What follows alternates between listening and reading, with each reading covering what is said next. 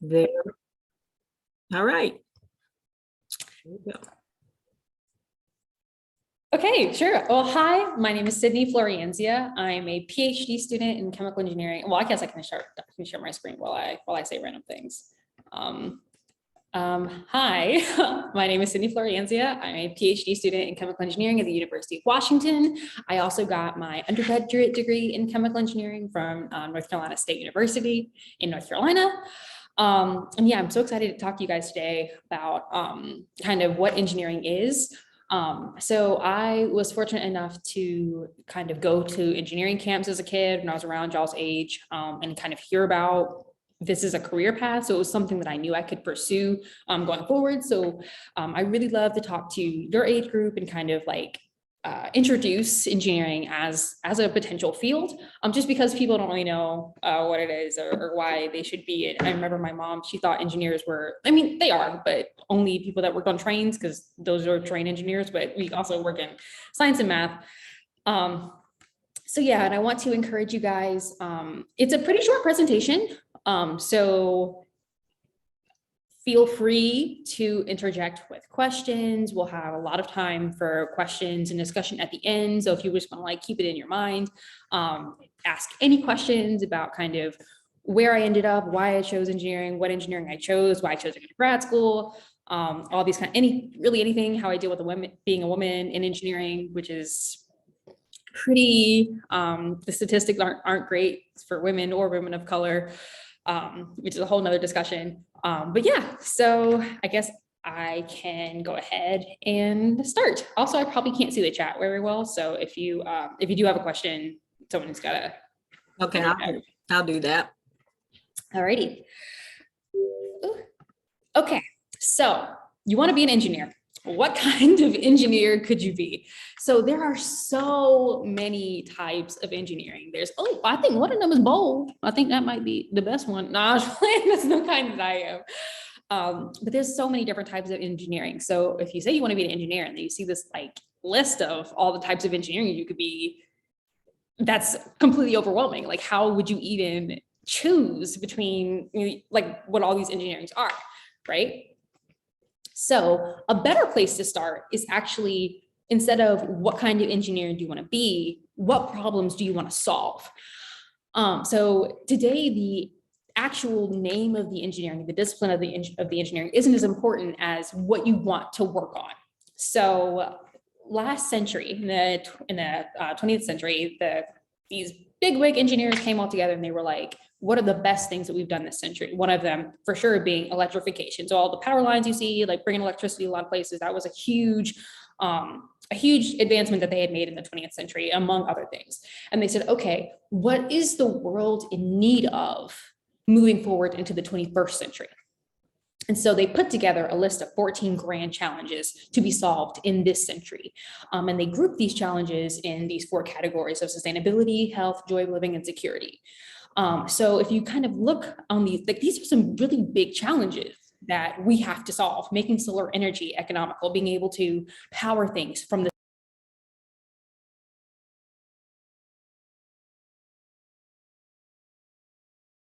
You're on mute. Okay. That was my fault. I was trying to let someone in and I accidentally, I am so sorry. I was like, oh, to say, do we not want solar energy to be economical? But yeah, so. Okay, I'm sorry.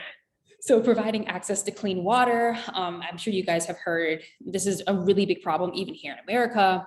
And then also a lot of these challenges in health. So I don't know if you guys know, every time you go to the doctor's office, you have to like write out those little forms every time. Why? We have the internet. Can we make this information a lot easier? So imagine like being able to go to a doctor and like they can pull all your medical history from, ever, so that they don't have to call and figure all this out. That's just one piece of health informatics.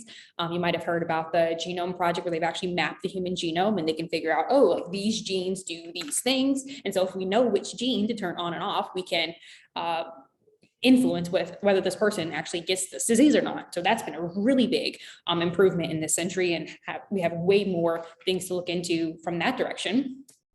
And on and on and on and on and go. Some of y'all that like video games, there's a grand challenge for that.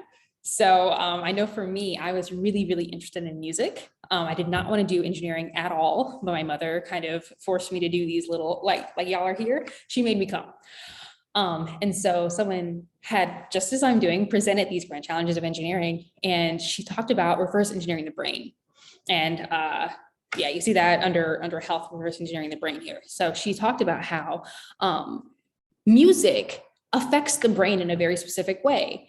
Like there's people with Alzheimer's that can't remember the names of their children, right? The people that they love, but they can remember not only the melody, but the words to songs. Why is that? Can we use that? Can we make it into a therapy to treat Alzheimer's, right? So I loved music at the time, but I still love music, but I wanted to work in music only, no STEM for me. And so I was like, oh, wow, I can like do STEM and do music. And it was the biggest thing for me. And I'm still working in brain stuff, and we can talk about that later. But I only bring that up because video games are a huge part of your culture growing up. And there are several of these grand challenges that can be solved by playing or designing video games. So specifically enhancing virtual reality, the VR headsets. Can we not have a gigantic headset? Can we, one of the biggest things right now is to make people dizzy, but think about, I mean, they're used for games, but also in military situations, right? Where you're trying to figure out, you know, how can we prepare for a situation? You can have an alternate reality situation so that you can prepare, like build up that muscle memory without, you know, actually being in a combat situation. And that's also, especially with COVID happening, when we were in school, we couldn't do our labs. Like, so that would be a really great way to learn how to do that. If you're want to be a surgeon or want to learn how to do a surgery, like that's a really good way to like pretend like you're in that environment. So that advanced personalized learning you can also do through video games. So I just want you to kind of see this list and have it kind of soak into your mind, because some of the things that you may love today might actually be able to be combined with engineering and help you solve one of the biggest challenges that are facing us today. So just throwing it out there.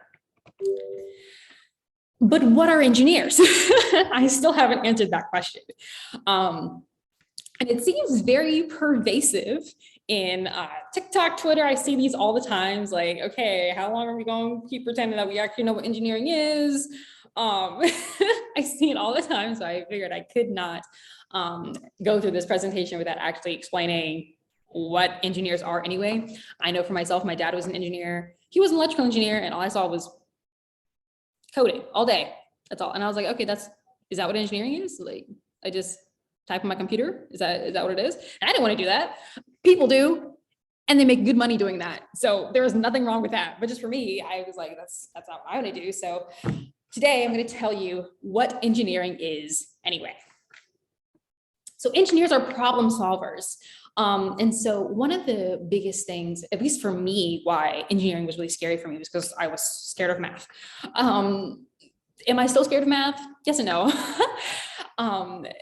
But as engineers, we are trained in both math and science, but we don't necessarily do those. We use them. These are tools for us to find, define, and solve problems that we see at the large scale and the small details of everyday life. Anything to optimize and improve the quality of human, plant, and animal existence. And so I kind of think of it like this. So I'm a chemical engineer, but I don't do chemistry. I use chemistry. So if we think about using math or science as a tool, it's like how someone who builds things uses a hammer. I didn't make the hammer, but I use the hammer to make other things. So if that makes sense. I don't do the chemistry, but I use the chemistry, I use the knowledge to engineer and create other things.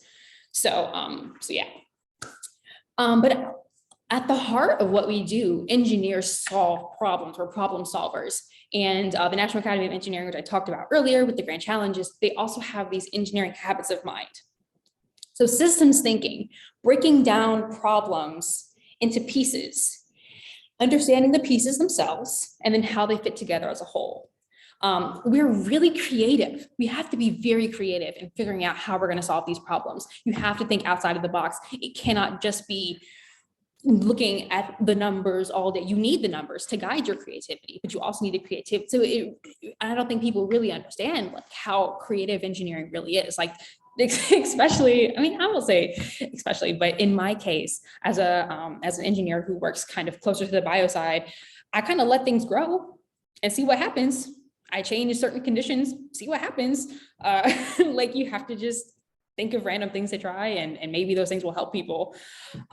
It's not random, but you study and you figure out, okay, what are the things to test? But it's somewhat random. Also optimism, this optimism here, yes, we're happy, but it doesn't mean happy optimism. It means like optimization, like making things better, trying to figure out how to make things more efficient, all these kinds of things. So next time you say, oh man, I wish that remote could just be in my hand. Your mom's like, you're being lazy. Yes and no, right? Because whoever made the microwave, someone thought they were lazy for not trying to warm up the food in the stove. They created something, I mean, to create our ease. So maybe if you want to try to figure out how to get that remote from over there, maybe you engineer and develop a reacher arm that can deploy and bring the remote close to you. Like, listen, like this isn't laziness. These are ideas. So that's actually something that they teach in one of the classes at my university. They have you keep around a notebook and just write down your inconveniences. Like, what was minorly inconvenient today? And you write down like 100 things. And then you pick some of those things and like, what could I actually fix? Right. And that's how people invent things. That's how people become entrepreneurs. For example, again, at my university, I don't know if you guys have ever like tried to get the bottom of the peanut butter and then your hand gets all peanut buttery because you're trying to get all the peanut butter, right? So they said jar with a twist. So the bottom actually twists up like chapstick so that you can get the rest of the peanut. Brilliant. Somebody was tired of getting peanut butter on their hands. See, so it's, you know, you have to kind of think, that's the creativity, that's optimization, think outside the box. So yeah, so I encourage you, maybe have a little annoyances notebook and see what you can create after that. You're at a perfect age that you have your whole lives ahead of you. So, you know, just a little nugget, and remember me, Sydney, you know, when you make all that money and maybe want to donate, you know, like this girl gave me the idea. Anyway, there's also a lot of collaboration and communication in chemical engineering. I mean, not in chemical engineering, in all engineering. I think it's a really big stereotype of scientists and people in STEM is that we're like really siloed and we don't work with each other. But you have to work in teams. You like these types of problems that we're talking like the big scale, the Earth-size problems that we have to solve cannot be solved on our own. We have to work in teams, and we often do work in teams. So it's it's actually very collaborative, and you have to be able to communicate. And there's also ethical considerations, right? So anytime you're trying to help people, there's like the mad scientist thing, right? So you want to make sure that you're actually helping for the right reason. So there's also those ethics things too. So all in all, not just math, but we do use math. So math is involved, but it's not just math. So don't be scared of it if you're scared of math. But also if you like math, you can use it. So. All right, so this is the engineering design process. This is also from my undergraduate institution, North Carolina State University. They do a lot of work trying to make engineering kind of demystify it, take away the mystery of what engineering is. So the first step is ask, what is your design supposed to do? So that's what I was saying. When you find the little annoyances, the things that you want to change, like ask, like, can I change this? Can I do something about this? And you imagine how could I do this? What are the different ways? What are my different approaches? For example, with the jar with a twist, could I do a shrinkable jar, or twist it up from the bottom? What different ways can I a squeezable jar? What can I do, right? And then you plan. So you consider your materials and resources, right? So you have limitations, you have constraints. So let's say you imagined that you had a device that could suck up out all the peanut butter and then deposit it, right? That might not be possible with the current equipment that we have. So maybe that's not the route. Maybe become a different. Hey, maybe you all can figure that out. But again, heard it here first. Okay, once you figure out a doable plan, then you create, right? So you actually build a prototype, you actually test it, figure out what does it do, what are the results, and then you go and improve it. But to improve it, you ask how. So you see, this is actually a cycle. It continues and it never stops. as an engineer, you are constantly creating and constantly improving, asking yourself, what can be done different? How can this be more efficient, right? And this whole cycle, every iteration, the product comes out cheaper cheaper to make and cheaper for the consumer, better results, faster. So you have all of so every increment of the cycle, whatever you make, whatever solution, it gets better. So now it's your turn. So if we were in person, I would probably take you through this activity live, but we're going to do it as a thought activity. And so if you guys want to do it later, that's totally your prerogative, but we're going to talk through here. So the challenge would be to build a wind-powered land boat. Your constraints, we talked about constraints, would be you can only have one piece of paper with tape and a time limit. And your goal would be to build the boat that travels the farthest on like a table or a smooth surface, moved by a gust of wind provided by 5 fan motions. So kind of like this, and the fan can't touch the boat. So what are some things, so if this was you and you had your piece of paper and you were in a team, what would be maybe the first things that you would do? And I can stop sharing so we can actually, I guess, talk about it. Or how would you feel? I know when we typically do this presentation, and I actually have done this when I was in your shoes and did this challenge. My first thought was, oh my God, the time, what am I supposed to do? So what are some things that y'all might try to do? Maybe make a sale. Mm-hmm. Oh, I guess I can call on people. Sophia? Yeah, I was gonna say the same thing, like a sail to like catch the wind in order to like make it move. Mm-hmm. Daniel? Maybe make it more aerodynamic so it can smooth it easier. Okay, see, he's using some science. Okay. Maybe one more person.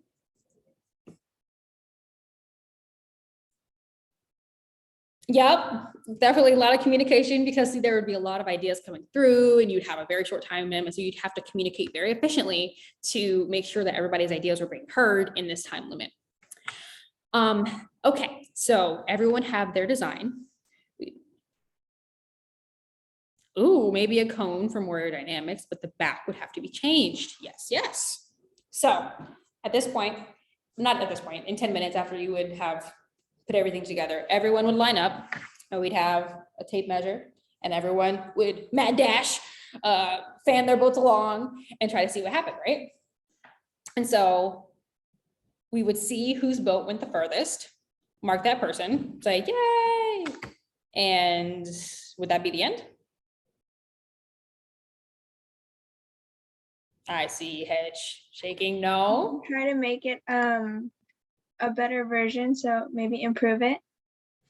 Yeah, so what we would, so when we're making the boats, that's more so science. So there's a difference between science and engineering. Science is trying to figure out what is, and engineering is what can we make, what can we bring into existence. So science is discovery and engineering is bringing into existence. So we saw what happened. We built something and we discovered what happened.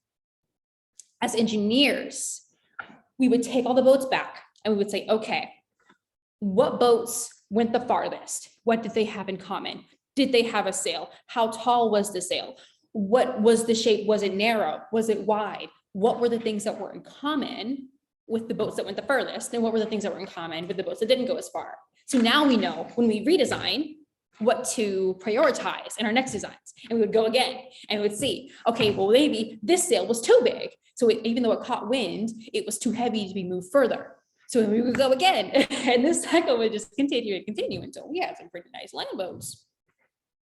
So yes, I'm really glad that you guys kind of were able to think through that kind of the difference between what we would do as scientists and what we would do as engineers. So great job, everybody. Yeah, exactly. It could be a cylinder. So who is this? Isabel was thinking outside of the box. She said, make a cylinder and roll it. I never said that that was not possible. So that, yeah, 100%. Yeah. Very good. I have not actually heard that doing this presentation before. So that's 100% very creative, thinking outside the box, but within the constraints of the assignment. That's so great. Kudos. We definitely have some future engineers in this bunch. So very great job. Let me see if I go back to sharing my screen. Yeah, we're here. Okay, cool.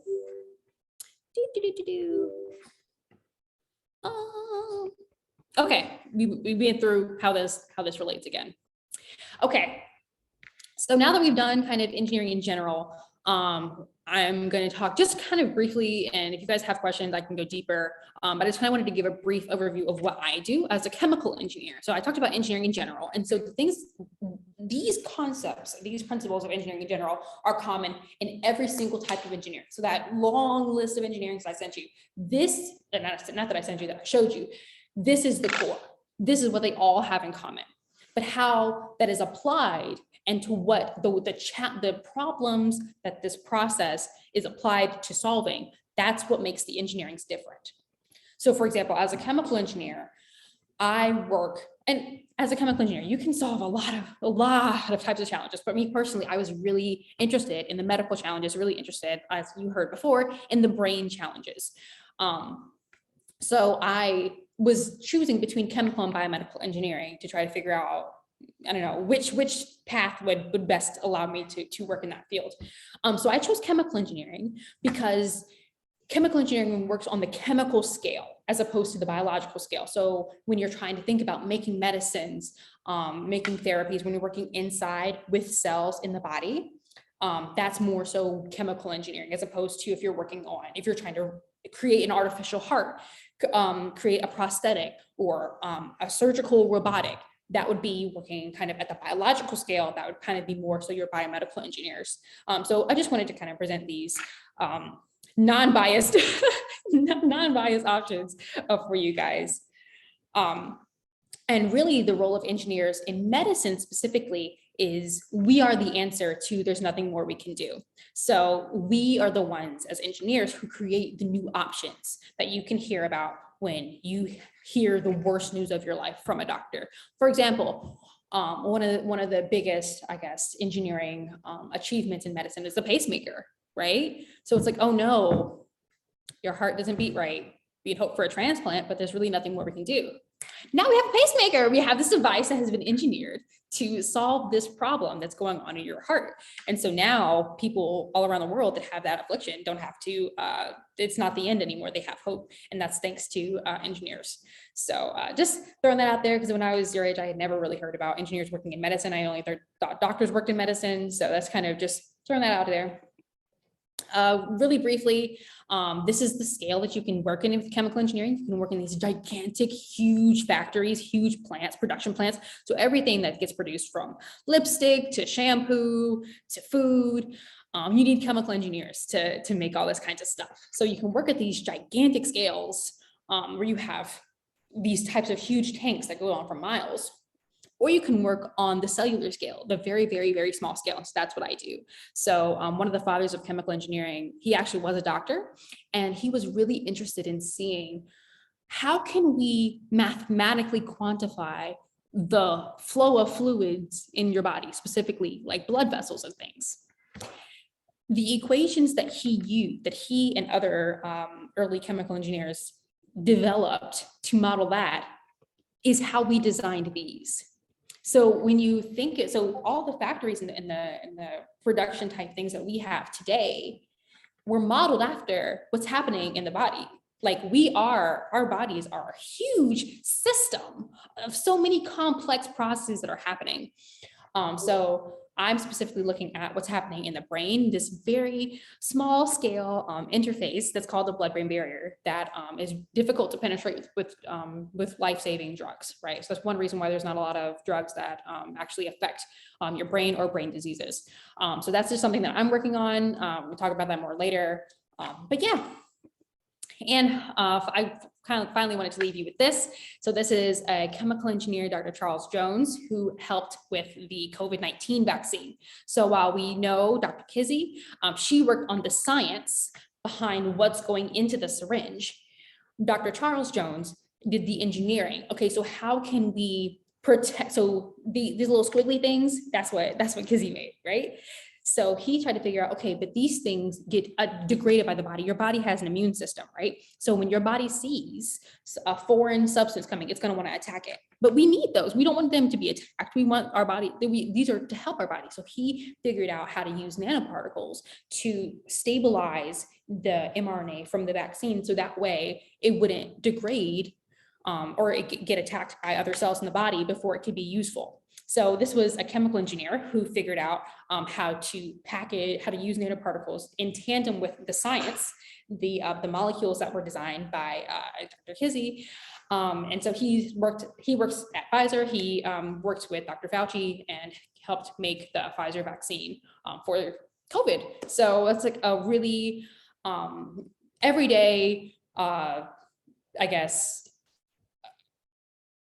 example of kind of the types of problems that chemical engineers can solve in the medical field specifically. So yeah. And now I guess we can transition to just discussion, questions, anything you want to know. I'm happy to share with you guys. What is the difference between a chemical engineer and a chemist? Oh, great question. I could tell a joke in that if you put a chemical reaction on an equation, a chemist knows what's happening and a chemical engineer does not. But basically, so chemists do the chemistry and the chemical engineer. So the chemist will say, okay, this ligand, okay, let me try to break it down into not chemistry terms. So the chemist will say this molecule in these conditions becomes this other molecule. And they're happy with that. They said, wow, that's so cool that we figured that out. The engineer says, okay, but how can we use it? Oh, so if this molecule with this reaction becomes this molecule, hey, this is actually what we need to cure this disease. So let's figure out how to put it into, a drug form that can be taken. Right? Or I'm medical, so a lot of my examples are medical, but chemical engineers work in all kinds of things. Another easy example is sustainability, right? So let's say the chemist says this molecule breaks down this molecule and leaves it there. And the chemical engineer says, okay, how can we figure out how to put that into a box?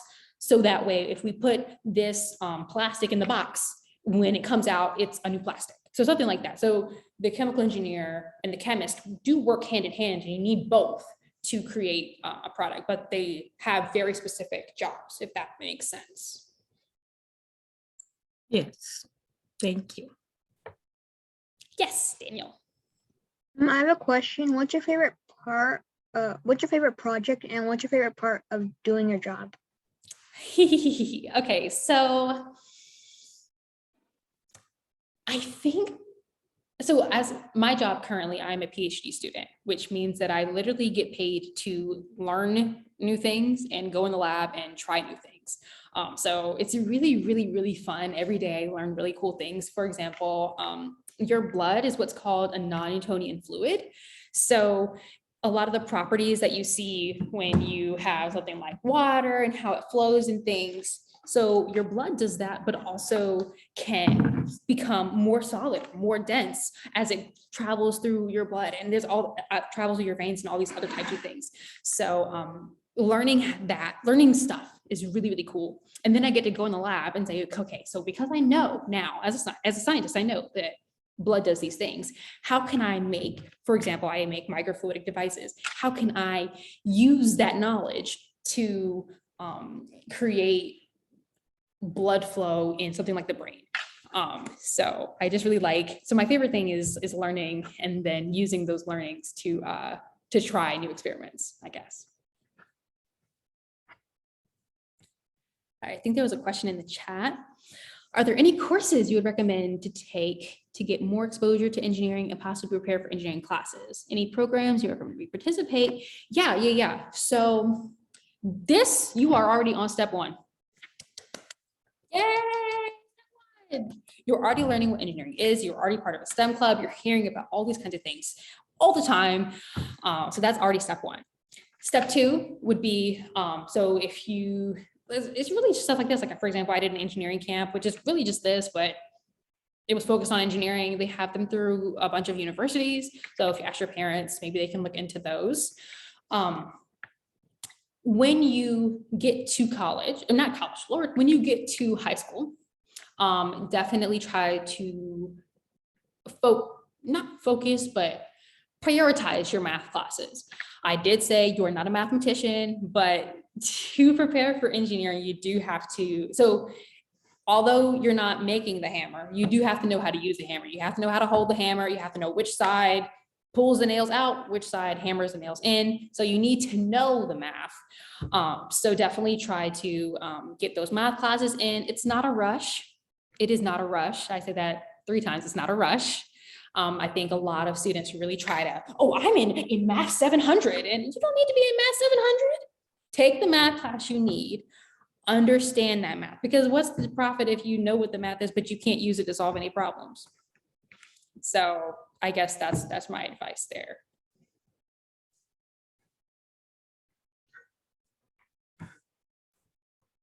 These are really good questions. So would a chemical engineer run a chemical plant? Yes. So Yes. So I actually have a fair amount of industry experience where I worked at Merck, which they're trying their best to try to figure out something for the COVID crisis. If you guys, well, you probably did, the measles, mumps, and rubella vaccine that you take as kids, Merck develops that. So every day you come in and you have these standing meetings and you say, okay, what happened last night? So what are the readouts from all the reactors, from all the chemical processes that are happening? Oh, shoot, this number is outside of the tolerable range. What happened? What can we do? How do we fix it? So when someone first explained to me that like chemical engineers fix problems all day in chemical plants, I was like, there can't be that many. There's always something. There's always something to be troubleshooted. Troubleshooted meaning trying to get to the root of what the problem is and how to fix it and how to prevent that problem in the future. So. any more questions?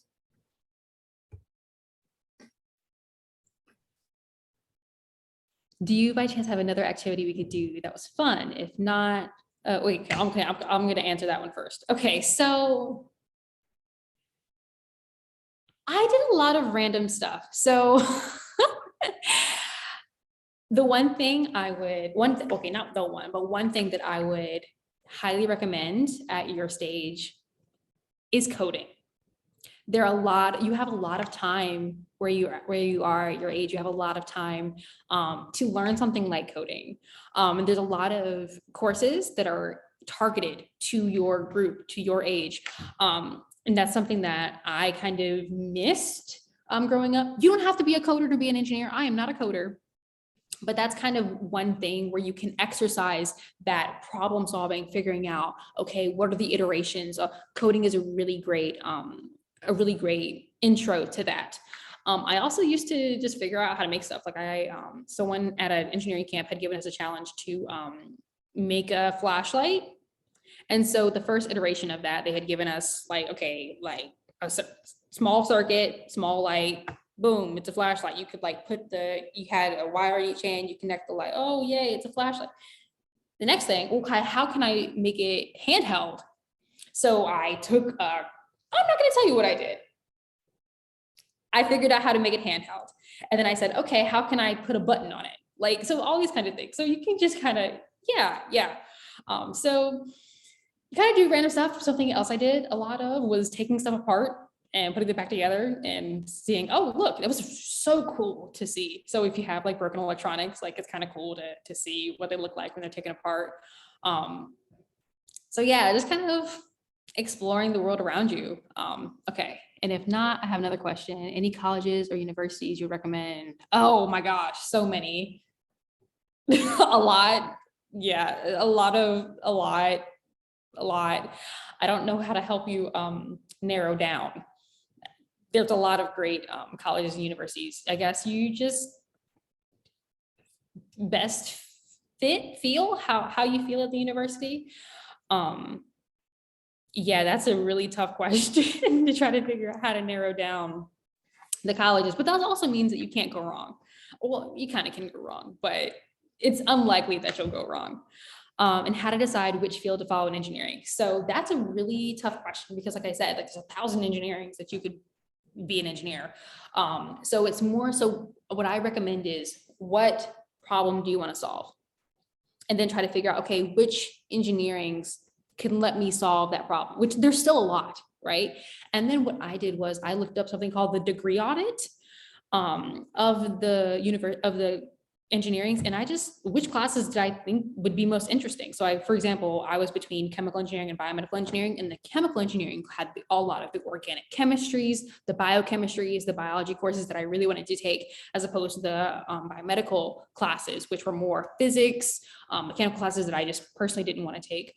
So that's why I chose chemistry. That's one way. So just looking at what you want to solve, but really it's what you want to solve, because the type of engineering really isn't as important as the problem that you want to solve, and just whatever engineering you think you would enjoy the best. Yeah. Do you have a resource for the music therapy? Look into it. Like that was the biggest thing for me. And y'all have, I grew up with technology, but y'all have grown up with technology even more than I have.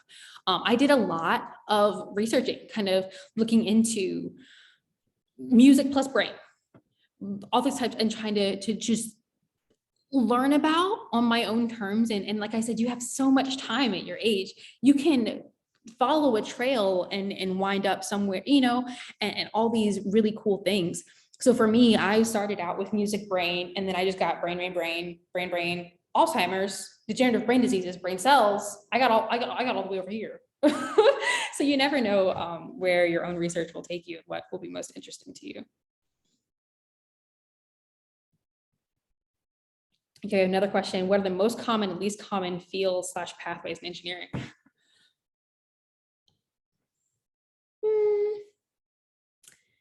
That's a tough question as well, because the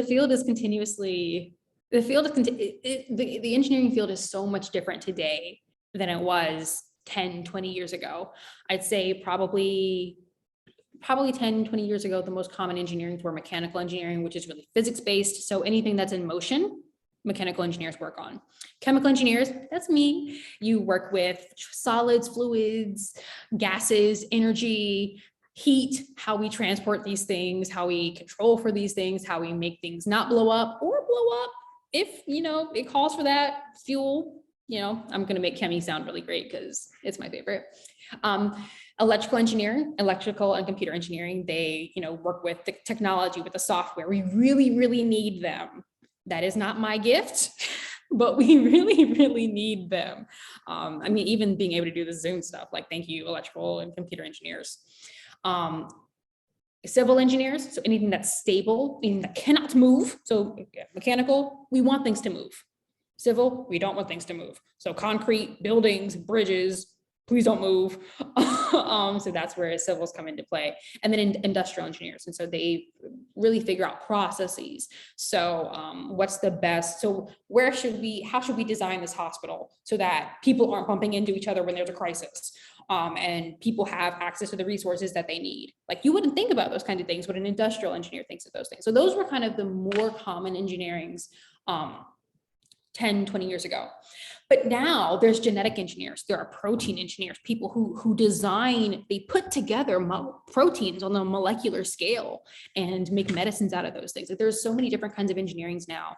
And then there's ways, like as a chemical engineer, that I could be that. So it's a tough question.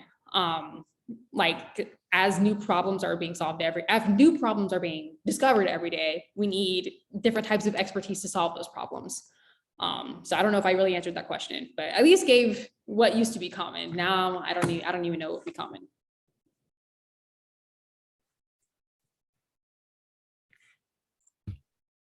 I got a question. Mm-hmm. I know you deal with chemicals, of course, but when you're dealing with chemicals, you have like certain amounts, right? So how do you deal with like the flow if you have too much or too little? How do you control that? Yeah, so that's so actually in my research, I deal with something called laminar flow, it's based on this equation from Reynolds, which has to do with density, diameter, length of whatever you're flowing, viscosity of the fluid, all those kinds of things. And you manipulate these variables to get the specific flow profile that you want. So yeah, so if we have too much, you can control the diameter, you can decrease, if it's a non-Newtonian fluid, you can decrease the velocity. This is getting really technical, but mostly we use a simple equation that's called C1 V1 equals C2 V2.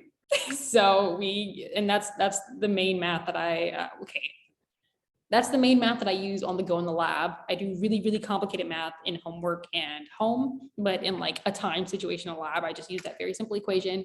And that is basically like the concentration times volume equals concentration times volume. So that helps me get the right volume when I'm doing my experiments in lab.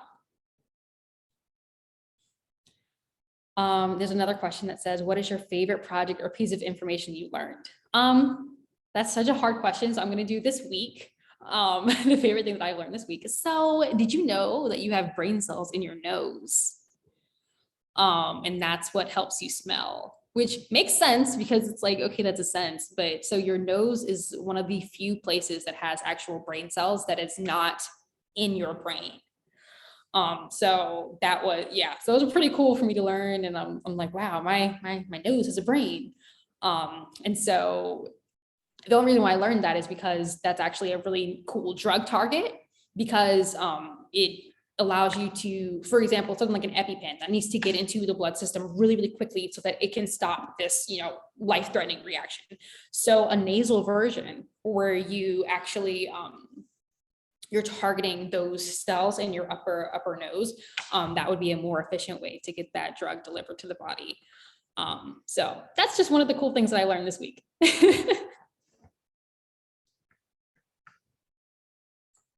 I also, while we're talking about random things that I did this week, I was telling that your person that I was gonna see if you guys wanted to see the kind of gross-ish but cool thing that I made in the lab this week. You wanna see? Sure. Okay, so I made this. It's a brain nugget. So basically I had a brain and then I chopped that brain up into a bunch of different pieces. And then I plated them and I got the individual cells, because we know that all living things are made of tiny cells. Well, those cells grew and they grew and they grew and they grew and they grew until they formed a tissue. And they formed their own little blood supply and self-sustaining tissue, which is how life happens. Biology is biology. So that was pretty cool. It was unexpected. I just wanted the cells, but I made a tissue. So when people talk about tissue engineering, that's what that is. How big was it when you started? Oh, they were just individual cells. So for example, like these are the individual cells. They're so small. Wow. They make pretty cool patterns. And then when they find each other, and then they just keep dividing and keep dividing and keep dividing, and now you have a tissue. So interesting. Very cool. Very cool thing to randomly see in the microscope today. That is interesting. Wow. So as far as companies to work for, what are your maybe top 3 that you would suggest? It depends on what you prioritize. The fun thing about engineering, in chemical engineering, but also engineering, is you really can work anywhere in any number of industries.